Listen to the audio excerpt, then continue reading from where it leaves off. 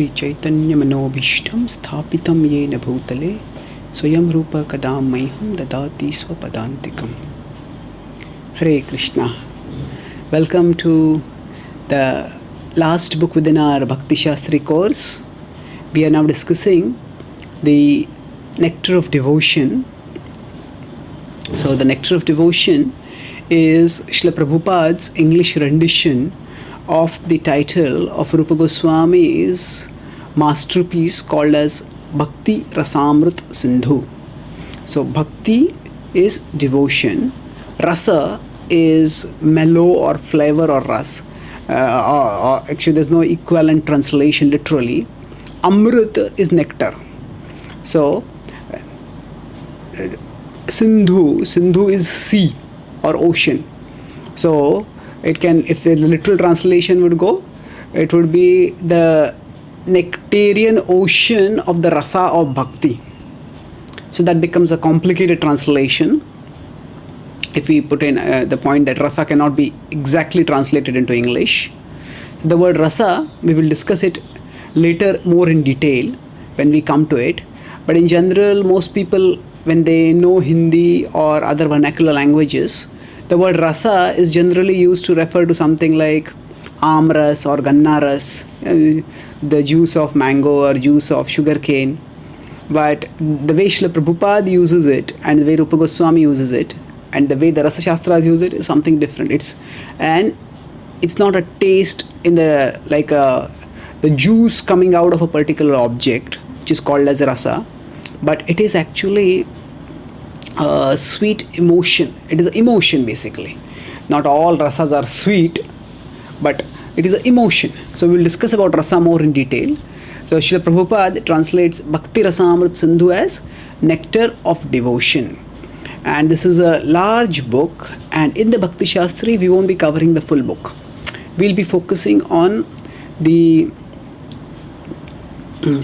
first part, that is the 19 chapters, and these 19 chapters will give us a overview of Vaidhi Bhakti, of Sadhana Bhakti, and then Raganuga Bhakti. So actually there are three stages of Bhakti. There is devotion in practice, which is said to be Sadhana Bhakti, and then there is devotion in ecstasy, Prabhupada translate, that is Bhava Bhakti, and then there is Prema Bhakti.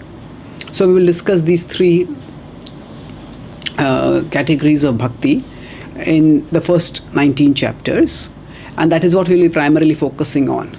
So let us look at the preface. Generally, when books start, they can have multiple introductory write-ups. So one word for the introductory write-up can be simply introduction. Another can be preface. Another is foreword. Sometimes there is prologue. So these are all different in slight technical terms. So foreword is generally written by somebody else apart from the author. So the foreword is generally written by a person who is more likely to be familiar to the audience. And then they, just like when a person is giving a class, at that time some other person comes and introduces the speaker to the audience. So generally the introducer is familiar to the audience, and then the introducer acts as a bridge between the speaker and the audience, at least starting off while introducing. So foreword is like that. Foreword is written by somebody else apart from the speaker, apart from the author of the book. So when Srila Prabhupada first published his Bhagavad Gita as it is, he did not publish it. ISKCON was too new at that time to have its own press. So Macmillan published it. So at that time there was a foreword written by Allen Ginsberg. Just like in Krishna book, we have a foreword written by George Harrison. So of course Srila Prabhupada later on felt that because Allen Ginsberg was a hippie leader and he was quite a controversial person who would advocate taking of drugs for spiritual realization, Prabhupada eventually, when ISKCON Press, that later on began BBT, published the Bhagavad Gita as it is, they decided to remove that foreword. But Prabhupada kept George Harrison's foreword in Krishna book. And so George Harrison is a phenomenally famous person, during his times at least. And he acted as a bridge between Srila Prabhupada and his Krishna book, and the audience. So that is with a foreword. So the Nectar of Devotion does not have a foreword. So there's a preface, there is an introduction, and as I said, generally prologue, if it is there, it is generally for novels. So it describes one brief scene from a novel, something which is captivating or something which creates the setting, of which the later action unfolds, from where the later action unfolds. So that is the prologue. So here we don't have a prologue, we have preface and introduction. So generally these are phrased in different ways. So Srila Prabhupada, in the preface of the Bhagavad Gita, he basically talks about how he wrote the Bhagavad Gita, and he talks more about his connection with the book, and he talks about how he came to write the book and how it is going to be important for the Krishna consciousness movement. And then Prabhupada, in the introduction of the Bhagavad Gita, focuses on the book, and he talks about the 5 subjects taught in the Bhagavad Gita, Jeev, Ishvara, Kala, Karma, Prakriti, and he explains those 5 subjects in his introduction. So here, in contrast, Srila Prabhupada, he uses the preface to give what he wants to give. That means that in the preface he introduces Rupa Goswami to the audience, he introduces the Bhakti Rasamrita briefly, and then he also talks about the concept of Bhakti Rasa. So the book is about Bhakti Rasamrita, is Bhakti Rasamrita. So Bhakti Rasa he introduces in the preface. And then in the introduction, largely Srila Prabhupada focuses on the introduction of the Bhakti Rasamrita Sindhu itself. And then he takes some of the verses, he takes the invocation verse and other verses, and he elaborates on those verses. So he also talks about the definition of pure devotional service, which Rupa Goswami has talked about. So the way Prabhupada uses preface and introduction in Bhakti Rasamrita Sindhu is different from the way he uses it in Krishna book. But essentially, we will focus on what Srila Prabhupada is giving in his preface and introduction. Now, Srila Prabhupada called Nectar of Devotion as a summary study. Summary study means that it is, as Srila Prabhupada is giving us a explanation in English language of the intricate concepts that Rupa Goswami brings to bear in his Bhakti Rasamrita Sindhu. So Srila Prabhupada wrote 2 books as summary studies. One was the Bhakti Rasamrita Sindhu, which he rendered as the Nectar of Devotion, and the second was Krishna book, which he rendered as the 10th canto of Srimad Bhagavatam, which he rendered as the Krishna book. So Satsarup Maharaj writes in one of his books appreciating Srila Prabhupada, and Prabhupada was asked, what exactly does a summary study mean? So Prabhupada in a lighter vein said, summary study means I do what I want. So what does it mean, I do what I want? It is not what actually Srila Prabhupada was basically pointing out that he doesn't stick to any scholastic conventions, but he basically takes the book and presents it in a way that is relevant to the audience. So in Krishna book, Srila Prabhupada doesn't necessarily stick to the literal flow of the pastime, although he gives the pastime, but Srila Prabhupada buffers the pastime with adequate philosophical contextualization and explanation, so that people who are unfamiliar with Krishna and who can easily misunderstand the pastimes of Krishna get a proper understanding. That's what Srila Prabhupada does through his Krishna book. Now similarly, Nectar of Devotion, when Srila Prabhupada says, I do what I want, that basically means that he doesn't follow the systematic scholarly format which he uses in his Bhagavad Gita, Bhagavatam, CC. There what does Srila Prabhupada do? He gives the Sanskrit verse, of course that's the way the book is published, but Sanskrit verse and the Roman transliteration and the word-to-word translation, then the sentence translation, and then the purport. So when this is done, it actually requires a huge amount of effort. You know, the way Srila Prabhupada wrote his books, it is remarkable, because actually he was traveling so much, and while traveling so much, if one has to write, if you look at the traditionally when the scholars would have to write, they would just stay at one place. There they would have their libraries, and they would sit and research their libraries and write their books. So Srila Prabhupada was constantly traveling. He had some books with him. He had the commentaries of the previous acharyas, and then he would use those. But still, the number of verses that Srila Prabhupada quotes in his purports is remarkable. And many of the places Srila Prabhupada quotes appropriate verses which are not necessarily quoted there by the previous acharyas. So that means Srila Prabhupada is recollecting those verses from his memory, and he's seeing the need to use those verses to explain the particular point over there, and he's quoting them. So Srila Prabhupada's scholarship is itself phenomenal in many ways. And he is the empowered representative of Lord Krishna and Lord Chaitanya in this age. And what we are discussing about here is that the way Srila Prabhupada presented Bhagavad Gita Bhagavatam CC, it's phenomenal, because when he's traveling so much, he cannot carry an exhaustive library, and of course we know that he would spend time late at night dictating the purport. So it's remarkable in its own right. Now, but that kind of work requires huge amount of time, and Srila Prabhupada wrote the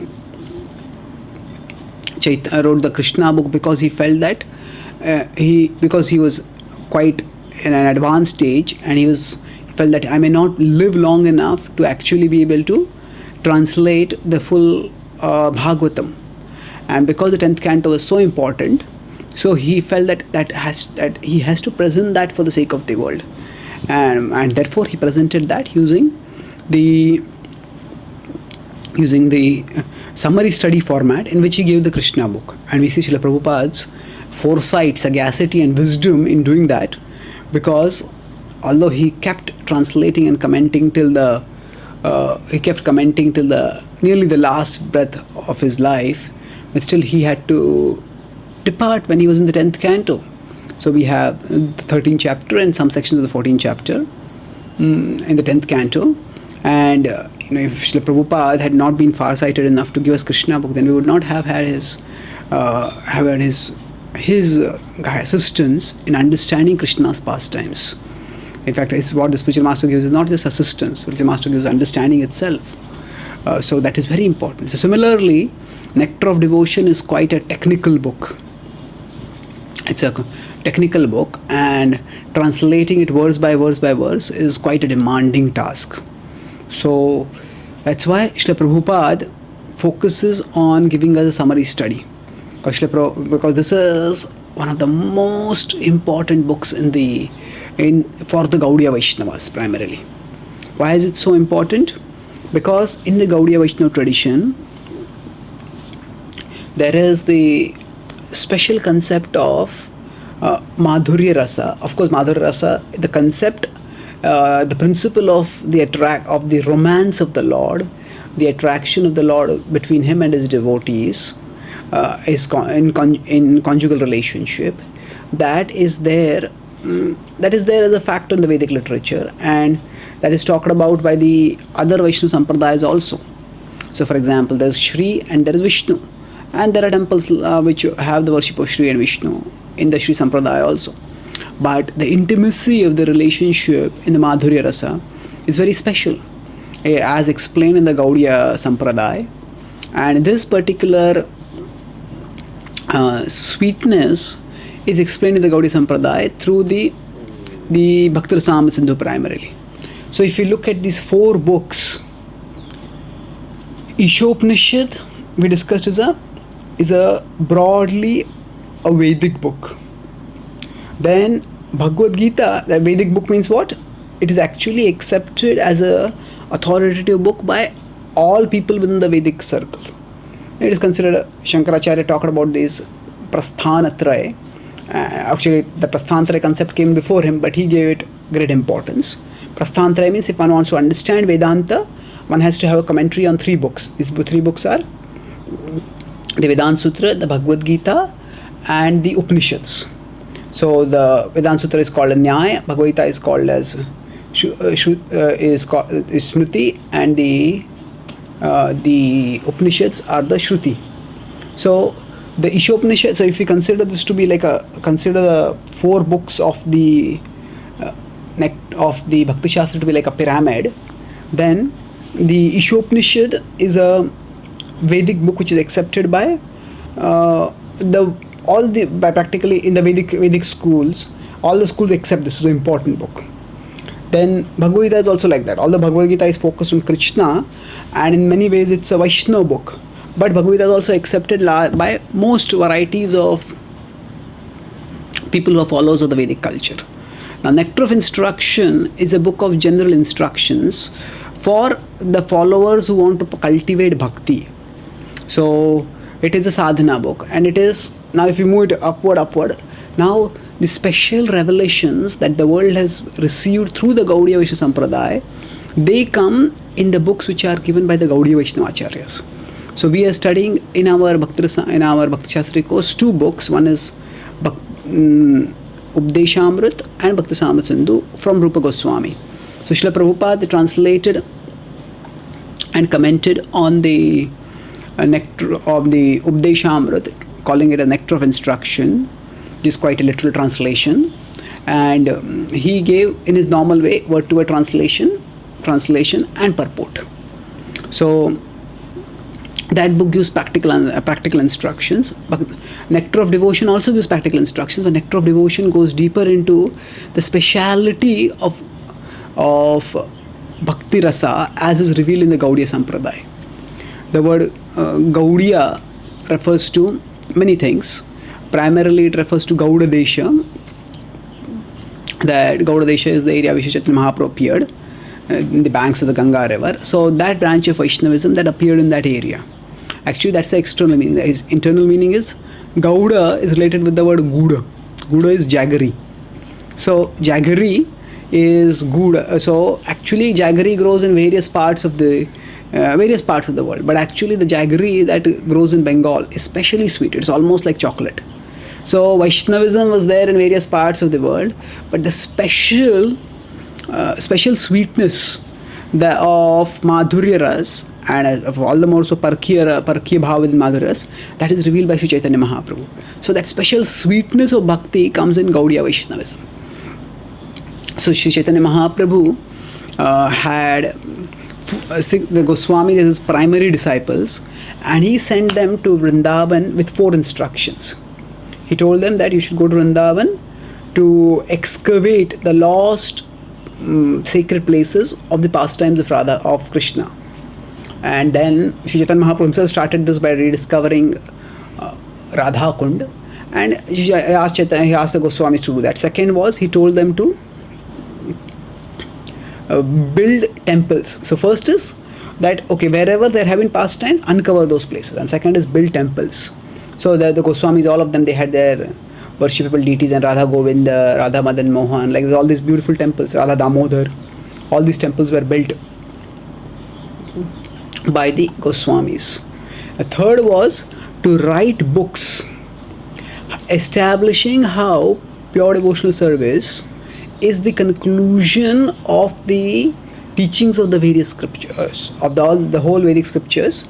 It's a vast body, but their conclusion is to establish pure devotions, to teach pure devotions. As Krishna says, Vedaischa sarvairahameva vedyo, that I am to be known. And how is he to be known? He says in 15.15, I am to be known by the Vedas. And then he says in 18.55 that he can be known by bhaktyamam abhijanati, that he can be known by bhakti. So bhakti is the conclusion of the Vedic scriptures as far as the sadhana is concerned. What is the sadhana to be followed? By which sadhana to be followed, by which one can attain the ultimate revelation that is given in the Vedic scripture, that is Krishna. So, Nana Shastra Vicharanaika Nipunau Saddharma Samsthapakau Lokanam Hitakarino Tribhuvane Sanjeevane. So basically, what is relevant to our context is Nana Shastra Vicharanaika Nipunau. Nipunau means expert. The Goswamis were expert in Nana Shastra Vicharanaik. Vicharanaik means contemplating, considering, analyzing.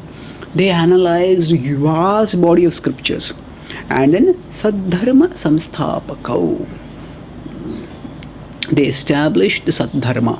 Saddharma is the true religious principle, that is of bhakti. And for what purpose? Lokanapahitakarinav, for the purpose of doing hit, for the purpose of doing good to all people. Lokanam hitakaya. So this was the mission that Sri Chaitanya Mahaprabhu gave to the Goswamis, and they executed it. And last was to write books, to exemplify and write books about how a devotee should live. So third and fourth is different. Third is more in terms of Siddhanta, to establish philosophically and scripturally how bhakti is the conclusion of the Vedic literature, and how that is Sadharma, and then how to practice that Sadharma, exemplify that and teach that to others. So these are the 4 instructions that were given to the Goswamis. Now, the fact that the Goswamis, especially Rupa and Sanatan, were the primary disciples of Chaitanya Mahaprabhu, and they were primary in executing his will, that itself indicates the universality of the message of Chaitanya Mahaprabhu and of the mood of Chaitanya Mahaprabhu. Chaitanya Mahaprabhu, actually Rupa and Sanatan, they were forced to become Muslims, because at that time the Muslim king Dabir Khan, Nawab Hussain Shah, he saw that he wanted to rule and he wanted competent ministers at that time. So he came to know from the people that these 2 young men, and they were very intelligent and very talented and very competent to be ministers. But in that time, in the Vedic culture, they were Saraswat Brahmanas at that time. They were born in Saraswat Brahman family. It's very cultured. So the culture was such that for a Brahmin to accept the service, for a follower of the Vedic culture to accept the service of a Mlecha, was considered to be like losing the caste. So they didn't want to do this, but then Nawab Hussain Shah threatened that if you don't serve me, if you don't become a minister for me, then I will persecute the whole Vaishnava community. And in order to protect the Vaishnava community, they did the sacrifice. Of course, they did not sacrifice their bhakti per se. Now, externally they lost their caste, but actually they remained diligent devotees. And where they were staying in Ramakeli, the king, because he saw that they were competent ministers and he came to rely on them, so he gave them opulence also. So within that, using that opulence, they created for themselves facility for them to practice bhakti sincerely. And they created almost like a hidden Vrindavan in their own palace, in the gardens, a replica of Vrindavan where they would meditate on the pastimes of Radha and Krishna. So externally they lost their caste, but internally they were completely fixed in devotion. In fact, it was sacrifice, so that sacrifice motivated by their devotion only. And once they had this position of power, they protected Vaishnava culture. In fact, they even not only protected, but they further promoted Vaishnava culture. They would invite Brahmins to their place and they would give charity to the Brahmins, and that's how they would protect and promote the Vedic culture, Vaishnava culture at that time. Now they corresponded with Sri Chaitanya Mahaprabhu through letters, and eventually Chaitanya Mahaprabhu came to meet them. He went out of way in his travels to come to Ramakeli. He blessed them, and then he initiated them. It was not a formal fire initiation, the sacrifice that was performed, but it was in principle the shiksha was given, and then they decided to renounce the world and go to Vrindavan as per the instruction of Chaitanya Mahaprabhu. So among the 2, Rupa Goswami renounced first, and Sanatana Goswami renounced later. So because Rupa Goswami renounced first, so Sanatana Goswami considered Rupa Goswami as senior, although Sanatana Goswami was the older among the 2, but he thought that actually he surrendered his life first. That's why Sanatana Goswami, despite being older, considered himself to be subordinate to Rupa Goswami. And Jiva Goswami, later on when he came to Vrindavan, and he sought initiation from Sanatana Goswami because he was the older among the 2 brothers. But Sanatana Goswami said, you go to Rupa Goswami and take initiation from Rupa Goswami. So in that way, they both lived together. So Rupa Goswami was instructed by Sri Chaitanya Mahaprabhu personally, and those instructions come in the Bhakti Rasa, in the Chaitanya Charitamrita also, in the Madhya Leela. And Sanatana Goswami is also instructed, and both of them, they, based on the instructions that Chaitanya Mahaprabhu gave them, they combined those instructions and they wrote many books. So one of the most important books that Rupa Goswami wrote is Bhakti Rasa Amrit Sindhu. And then whatever he talks about general Bhakti Rasa, And especially he talks further about Madhurya Rasa in terms of analysis of various emotions in Madhurya Rasa in his book Ujjwala Neelamani. Sorry, not Ujjwal Neelamani. Yeah, Ujjwal Neelamani. Ujjwal Neelamani is a book which talks. Neelamani is like a blue jewel. So Ujjwal is effulgent. That means it's a reference to Krishna. Of course, there can be many meanings of it. But this book talks about Madhurya Rasa elaborately. When some gopi is singing some song in separation from Krishna, then what is the mood at that time? They analyze this indicates this rasa, this indicates this antrasa, this indicates this rasa, like that. So it's a very esoteric and exalted book. And so like that, Rupa Goswami has written many books. Actually, we won't go into all his books. We are focusing on Bhakti Rasa Amrit Sindhu's English rendition as Nectar of Devotion.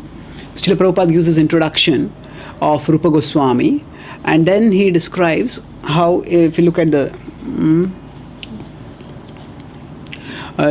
introduction, then Prabhupada talks about Bhakti Rasa. So let's look at Bhakti Rasa now. Yeah.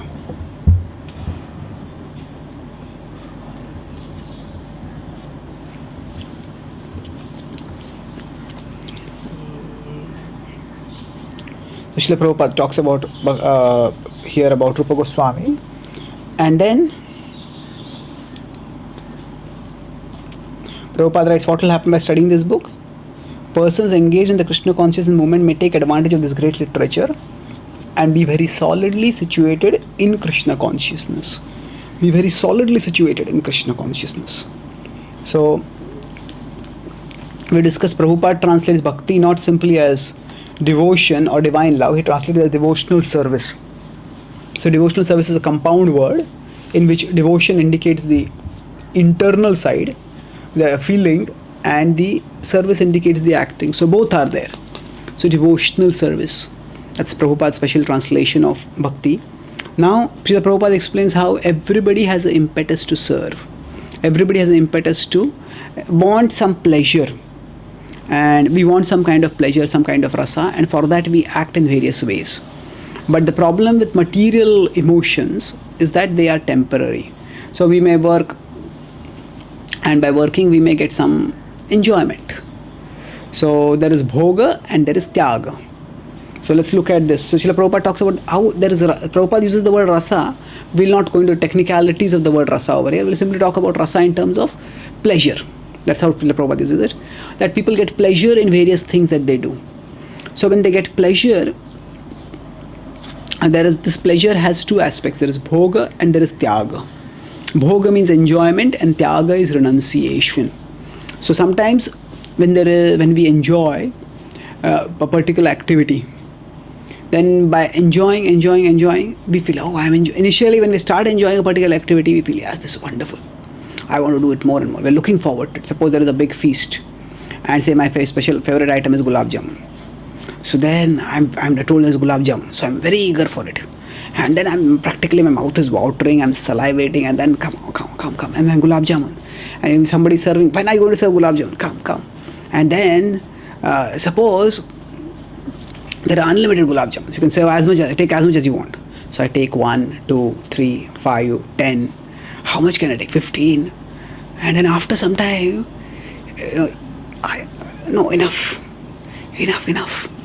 And not just that I'm full in my stomach. Even if my stomach had a lot of capacity, still, the satiation comes. There are two words, satisfaction and satiation.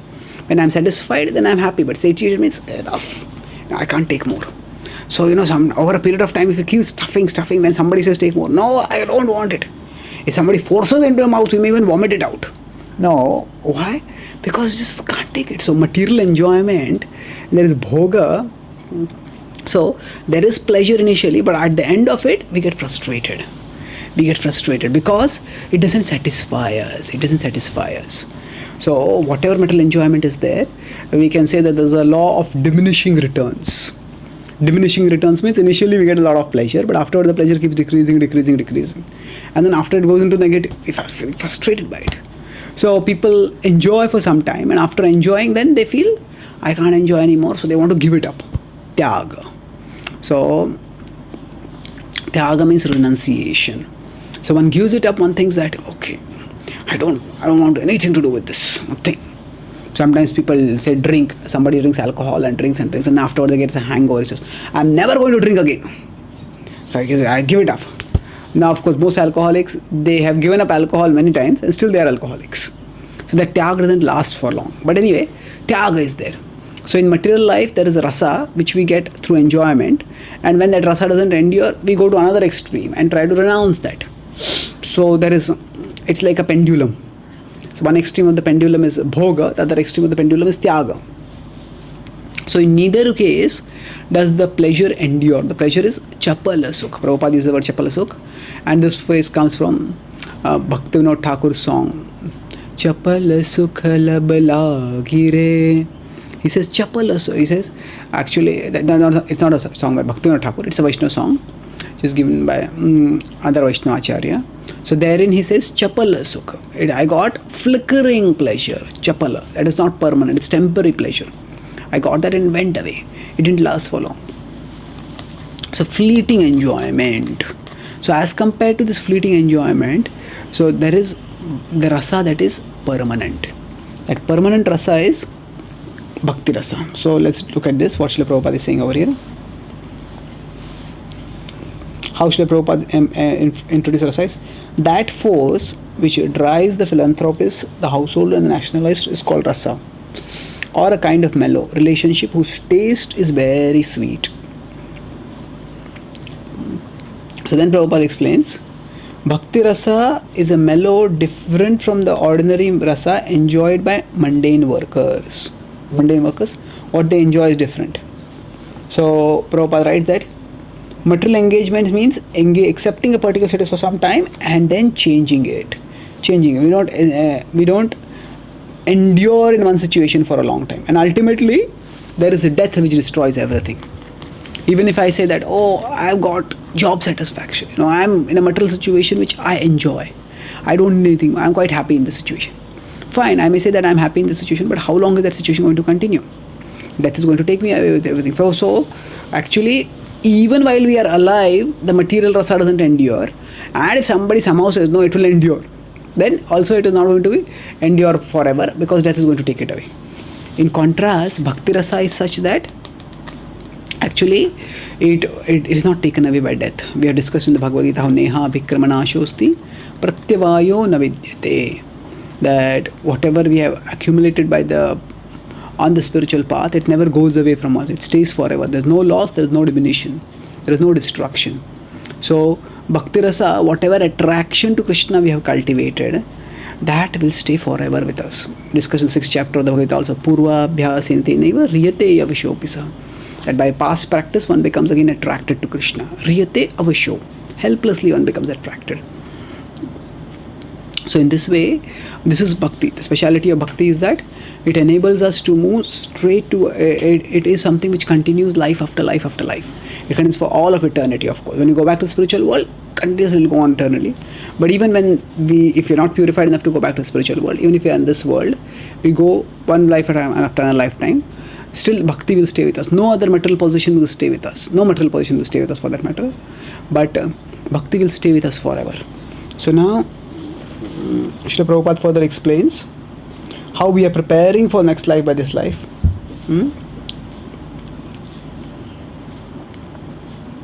So this eternal engagement in bhakti rasa can be understood by a serious student upon studying the nectar of devotion. So if a student studies nectar of devotion, Prabhupada says he can understand it. And then the senses can then become uncontaminated, being constantly in touch with the bhakti rasa. When the purified senses are employed in the service of the Lord, one becomes situated in bhakti rasa life. And any action performed for the satisfaction of Krishna in this transcendental bhakti rasa stage of life can be relished perpetually. So, what is happening is that in this world, we all want something lasting. What we want is not just lasting possessions, we want lasting emotions. Emotions, not just emotions, any emotion, but pleasant emotions, sweet emotions, emotion of happiness. And many people have the idea that by possession I will get emotion. Yes, if I have a car, if I have a house, If I have this, I have that. Then that possession will bring emotion. What emotion? Emotion of security, emotion of satisfaction. But it doesn't work like that. The possessions themselves don't last, and the emotions don't last also.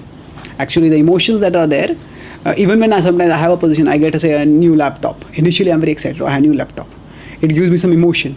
It gives me pleasure. It makes me feel special. But after some time, that possession may still be there, but the emotion goes away. And after some time, the possession also goes away because it doesn't last forever.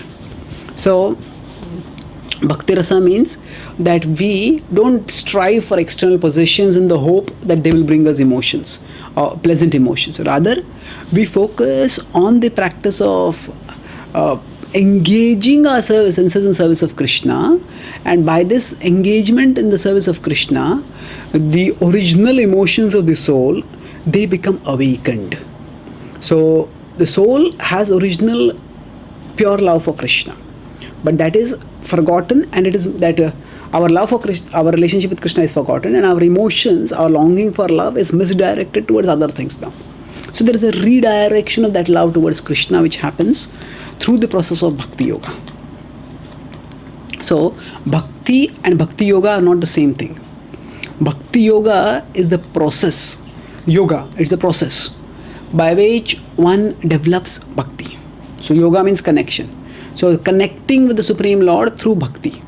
That is Bhakti Yoga. And Bhakti is eventually the emotion and the action which is there when we have developed devotion to Krishna. So that's why our acharyas often use the word Kevala Bhakti, pure devotion.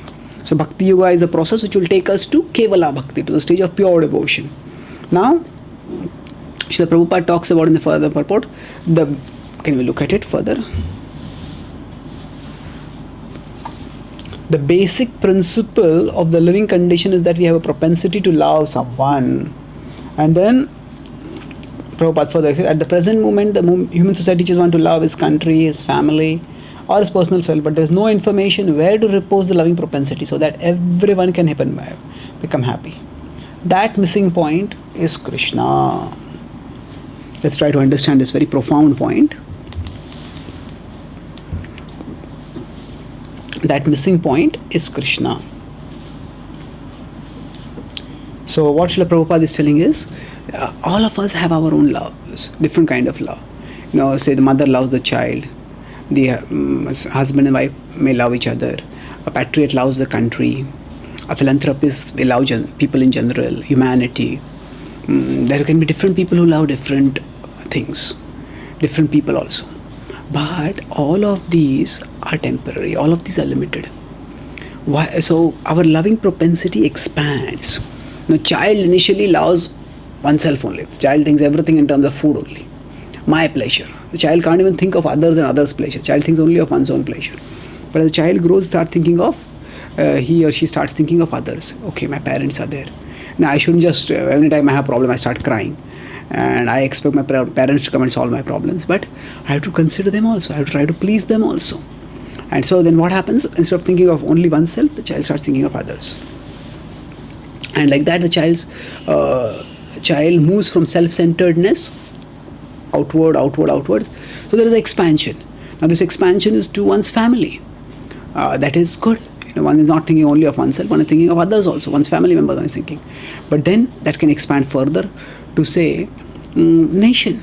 So for example, somebody might be a patriotic soldier and is ready to risk one's life for the sake of protecting the country. So that is noble. The circle of love has expanded further. And then somebody may go further and think about humanity at large. I will love all human beings. Now, in all these cases, the expansion of the loving propensity is good. It is auspicious. It is positive. It is auspicious in the sense that although it is at a material level, but still one is moving from selfishness, concentrated selfishness, one is moving outwards. But this is not perfect. None of these is perfect because it's not perfect because actually it creates a sort of limitation. When I love my family, then I don't love others because others are not part of my family. If I love my country, I don't love other countries. So if I love my countrymen, I'm not loving other countrymen. if I say, even if I love humanity, but still humanity is not the totality of creation. I may love human beings and I slaughter animals and eat them.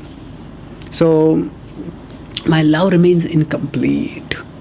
So how can our loving propensity become complete? When we love Krishna. Why? How does loving Krishna complete our loving propensity? Because when we learn to love Krishna, at that time we learn to love the person who is the root of all of existence. So Krishna is not just some historical or mythological person. Krishna is the supreme person. He is the Lord of all living beings. He is Surudam Sarva Bhutanam. He is the greatest well-wisher of all living beings. All living beings are his children. That is parts. So when we love Krishna, it is not that we are just loving one person. That person is related with everyone. And by loving Krishna, through Krishna we learn to love everyone. So our loving propensity expands to its maximum. Srila Prabhupada would use the word supermost. To its maximum when we love Krishna. So if we want a harmony in society, then loving one particular thing within society will not help. When we love Krishna, through Krishna we love everyone. And that is the perfection of our loving propensity. So how to love Krishna, that is what Bhakti Rasamrita Sindhu will teach. And Prabhupada gives the standard examples of when we water the root of the tree, the whole tree gets watered, and when we put food in the stomach, all the parts of the body get nourished. So then Prabhupada says that unless one has realized Krishna, there is no question of self-realization. So Prabhupada says that the emphasis is one doesn't have to cultivate Atma-Gyan separately. If one just cultivates love for Krishna, then it is like the sun rising. When the sun rises, I can see myself clearly. I can see my own hand in front of me. Without the sun, I can't see my own hand. So like that, when we understand Krishna, Krishna is the supreme sun, and by knowing him, even we will come to know about ourselves also. So in bhakti, we don't try to cultivate Atma-Gyan separately. We focus on pure devotion. We focus on developing our devotion towards Krishna, and Atma-Gyan comes automatically. So now, let's go to the introduction. So in the introduction,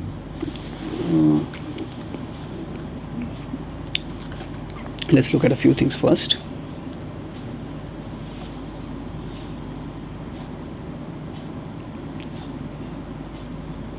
So this is what we have discussed till now. The history of the book, the history of the author, and primary subject matter Bhakti Rasa. This is what was discussed in the preface. And then we discussed about comparison of characters of material Rasa, this Bhoga Tyaga and Chapala Sukha. So actually Bhakti Rasa is the soul has a natural love for Krishna. So it's the natural position of the soul. And it's perpetual. We don't, once we get situated in Bhakti, we get Rasa constantly. And it's not only perpetual in terms of this lifetime, it is eternal. Now we are going to the introduction. So introduction, first there is Mangala Charan.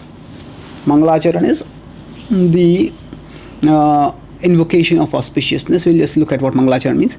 Then there is Prabhupada gives a broad content overview of the contents and scope of the book. Then he focuses on the definition of pure devotional service, and he explains that definition.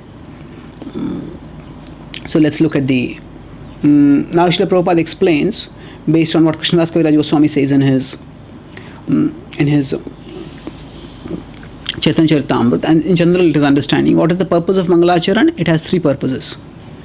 So it states the objective of the book. It offers obeisances to the worshipable deity, and then there is a benediction offered. Benediction is falashruti for those who are reading. So like that, Mangalacharan serves multiple purposes. Mangalacharan is invoking auspiciousness. So now Srila Prabhupada talks about, so Krishnadas Kaviraj Goswami talks about it, and Prabhupada mentioned this also. So now we are coming to the Mangalacharan of the Bhakti Rasamrita Sindhu. What is that Mangalacharan? So he says over here, Akhila Rasamrita Murti Prashram Ruchiruddhataraka Pali Kalita Shamo Lito Radha Preyan Vidhur Jayati. Let that Lord be glorified. Who is that Lord? His glories are supreme. Krishna, the destroyer of all sins and the bestower of all bliss. The very form of the highest bliss. Akhila Rasamrita Murti. filled with rasas, Rasamrit Murti, excels all others in joy. And he brings Taraka and Palika under his control by the diffusion of his beauty. And he accepts Shamala and Lita as his equals and gives pleasure to Radha by his excellent qualities. So here, the Bhakti Rasamrita talks about quite an extraordinary thing. It's talking about for the invocation when the Mangalacharan is being offered to, what is it being? It's offered to Krishna. Now, but what Krishna in what mood? When we were studying the Bhagavad Gita, we were reciting this verse: Prapanna Parjataya Totra Vetraika Panaya Jnana Mudraya Krishnaya Gita Amrita Duhe Nama. This is a prayer to Krishna. But what is the mood of Krishna over here? We are focusing on Krishna as the giver of the knowledge of Bhagavad Gita. We are offering obeisance to that Krishna.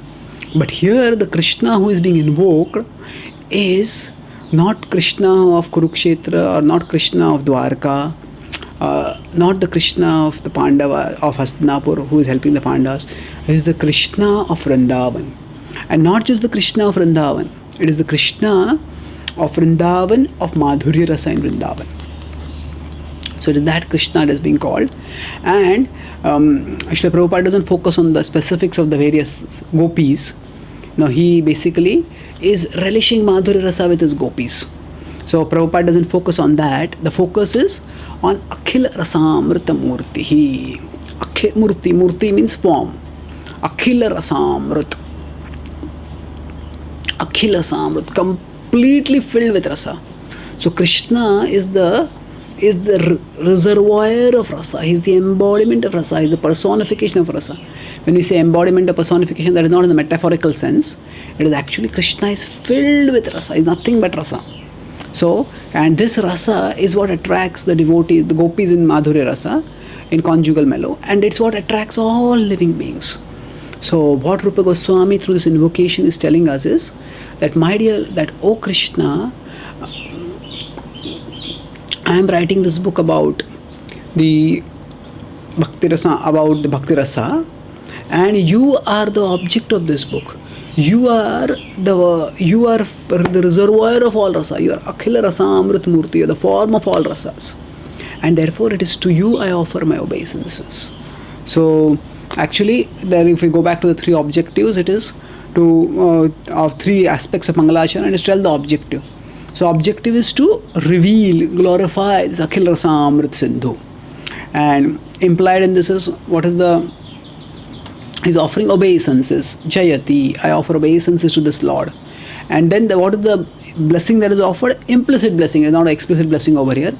The implicit blessing is that, here and it is there and it comes later also, but it is that just as the gopis are attracted to Krishna, who is Akhil Rasa Amrita Murti, similarly all of us can also become attracted to Krishna. May all those who read this book, may they also become attracted to Krishna. This is Akhil Rasa Amrita Murti. And then, so now let's move forward. So here we will see that Akhil Rasa Amrita Murti. So His Holiness Bhanu Maharaj has translated the Durgam Sangamani Tika,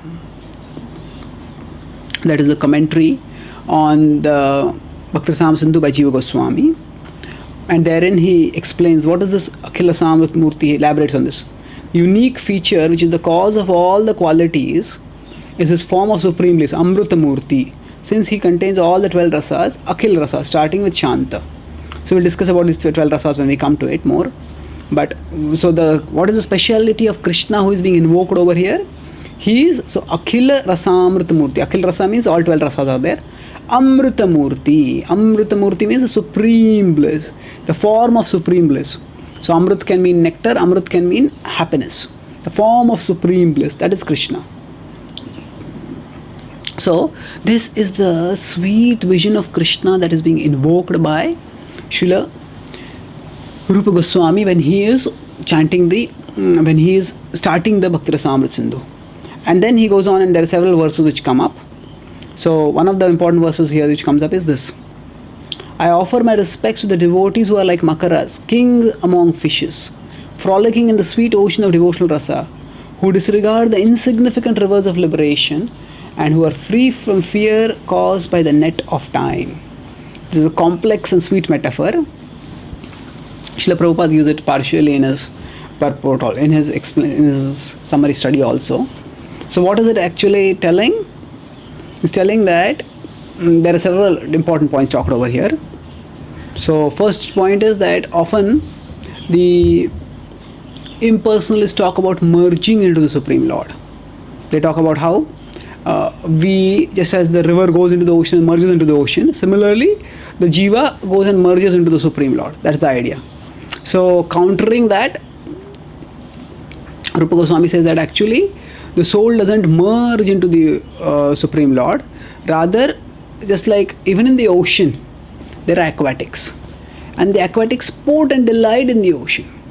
So similarly, we sport and delight in the ocean. So we means the souls, when they become purified and develop pure devotion to Krishna. So there are pure devotees who delight in the ocean. So he's comparing the pure devotees to the makaras, to the fish, to the aquatics. So through this example, he's countering the idea of impersonal merging. So there is the Supreme Lord, and the Supreme Lord and the devotees, they all rejoice in the ocean of devotion. So there is the ocean of material existence. We want to come out of the ocean of material existence, but after coming out of the ocean of material existence, what do we want to do? We want to go to the ocean of devotion, and we want to swim in that ocean of devotion and rejoice in that ocean of devotion. That's what is indicated through this first part. And then, what is the characteristics of these devotees? So he offers obeisances to the Supreme Lord, he offers obeisances to others also, and then he offers obeisances to the devotees in general, who disregard the insignificant rivers of liberation. And what does it mean, rivers of liberation? He's talking about a different analogy. This is not the same analogy, river merging into the ocean. This is slightly different. He's saying that as compared to an ocean, the river contains very less water. In its own sense, the river may have a lot of water, but as compared to the ocean, the amount of water in the river is very, very tiny. So like that, actually the amount of pleasure through liberation is very finite, is very limited. We will discuss this later on when moksha laguta krita, that the pleasure of liberation is made insignificant by the as compared to the pleasure of devotion. So Brahmanand becomes insignificant as compared to Bhaktianand. So same point he is taking over here, that they consider the liberation is like a river, whereas devotion is like an ocean. So as compared to an ocean, a river is insignificant. Similarly, as compared to Bhaktiananda, the happiness of liberation is insignificant. And then who are free from fear caused by the net of time. So again, he's taking another metaphor, that there is sometimes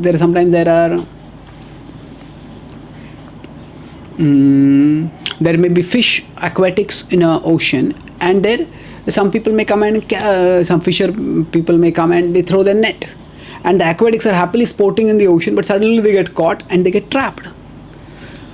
So they get trapped, but then what happens? He's saying that actually the devotees are so deep in the ocean that no net can trap them. And what is the net he's comparing it to? It's time. So when somebody may say that actually this Bhavasagar, you say it's a place of misery. No, I am enjoying this. I am wealthy, I am young, I am powerful, I can enjoy. But then all of us, if we think that we are going to enjoy over here, the net of time is going to be there. And it's going to catch us and trap us, and then we will be slaughtered at the time of death. So as compared to this, in the ocean of devotion, the net of time cannot reach. In the Brahma Samhita it is said, Meshadhaka Varjati Yatrapi Samaya, that even as much time as is required for blinking an eyelid, that much time also doesn't pass in the spiritual world. That there's eternal present. Now that does not mean there is no time in the spiritual world. There is time, but time does not control or destroy. What makes time fearsome in this world is that it controls and it destroys. In the spiritual world, time neither controls nor it destroys. So in that sense, in the spiritual world, time is there, but it simply adds to the rasa. So the time when it controls and destroys, that is not there, and that's what is being referred to over here when it is said that they are beyond the net of time. And then Srila Prabhupada explains further how just like the ocean can have different parts, eastern part, western part, northern part, southern part. So like that, Srila Prabhupada said there are different in the eastern ocean, which is what is going to be discussed, the varieties of bhakti. In first chapter 19 we'll be discussing this. So there is the Bhakti Rasamrita Sindhu, the heading is Samanya Bhakti. So that is like an overview of devotional service, that's introduction in chapter 1. And then there is Sadhana Bhakti, which is talked about. Sadhana Bhakti will have two parts, Vaidhi Bhakti and Raganuga Bhakti. That is devotional service and practice, that is chapters 2 to 16. And then there is Bhava Bhakti, that is devotional service in ecstasy, that is chapter 17 and 18.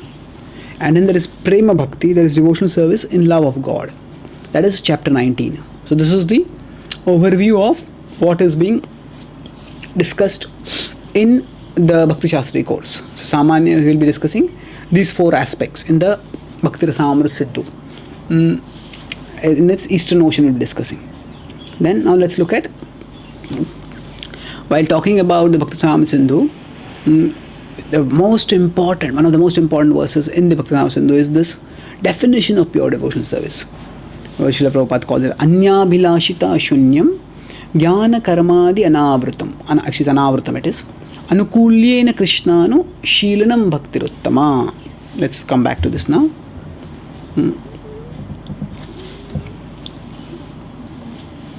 So, Anyabhilashita Shunyam.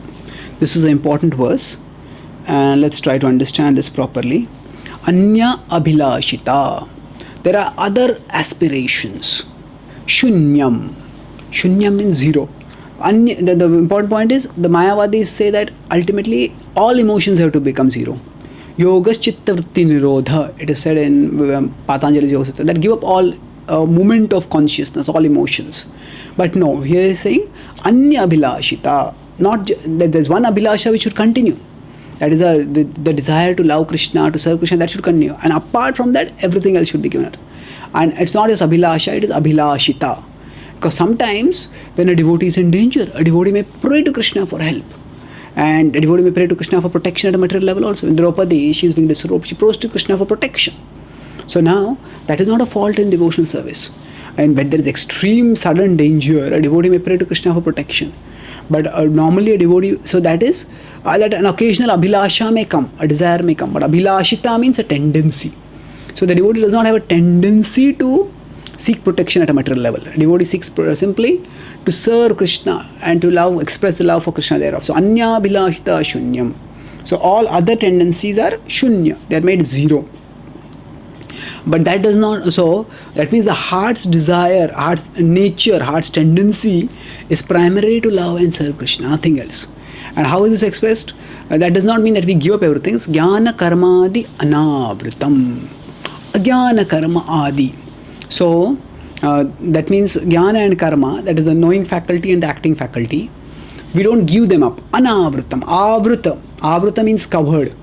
So actually the soul in the pure spiritual state has pure jnana and pure karma. So that is different from the jnana yoga, karma yoga, or jnana and karma that is talked about in this world. So in the spiritual world, the soul knows Krishna and the soul works to please Krishna. So when the soul is covered over by the gross and subtle bodies, is covered over by conditionings, then that jnana and karma are directed towards other things, towards material enjoyment or towards liberation. But jnana karmadi anavrutam. They become uncovered. They become uncovered.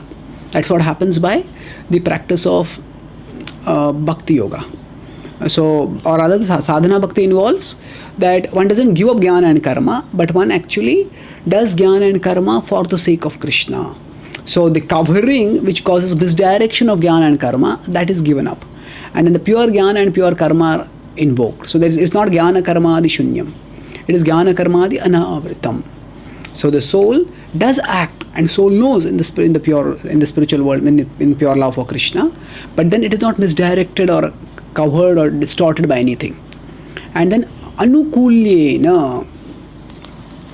So the important point is that a devotee is always favorably disposed towards Krishna. Now Kamsa was also constantly thinking of Krishna. And Kamsa, when he fought with Krishna also, or rather when the Asuras fight with Krishna, they give pleasure to Krishna. But they are Hiranyakashipu, Hiranyaksha.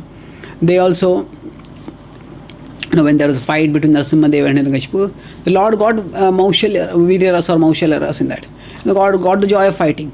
But their intention was not to please Krishna. That's why that is not considered bhakti. So a devotee should want to please Krishna. A devotee should be favorably disposed toward Krishna. Anukulyena Krishna. And then Anushilanam. Anushilanam is bhakti is first and foremost a cultivation. So this we have discussed elaborately in Nectar of Instruction. We will not go over here. Bhakti is not just a emotion, a sentiment. It's a cultivation. There are systematic activities that we do, and through those activities the emotion of devotion becomes systematically cultivated, and this is Bhakti Uttama. This is pure devotion, top class devotion. We'll continue the discussion in our next class. Thank you. Hare Krishna.